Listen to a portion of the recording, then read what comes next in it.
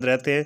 तो जैसे मैं 4 अफराद का डाटा एंटर कर लूँगा तो मेरे पास अभी मैं यहाँ पे ऐड मेंबर नहीं करूँगा, बल्कि मैं यहाँ पे अभी ऑप्शन पे क्लिक करूँगा नेक्स्ट पे, यानी गो टू नेक्स्ट जब मैं क्लिक करता हूँ तो मेरे पास एक नया पेज आ जाएगा, कन्फर्मेशन मांगेगा, आपने नेक्स्ट पे कंफर्म कर देना है।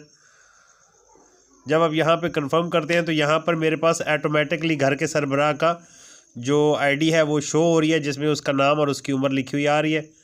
तो मैं यहाँ पे इसके मज़ीद क्वाइफ जो है वो मुझसे पूछे गए हैं, मैं वो इंटर करूँगा। तो यहाँ पे जो पहले 5 क्वेश्चन है वो ऑलरेडी जो मैंने फ़िल कर दिए थे वो यहाँ पे फिल्ड हैं, और नई ऑप्शन में रिलीजियस ऑप्शन पे यहाँ पे मैं मुस्लिम क्लिक करूँगा, और यहाँ पे मैं क्लिक करूँगा मादरी ज़बान, जो भी मादरी ज़बान होगी। जैसा कि यहाँ पे मैं बलोची पे क्लिक कर देता हूँ, और यहाँ पे ऑप्शन हमारे पास नीचे आ रही है, तो यहाँ पे हम इस ऑप्शन पे क्लिक करेंगे।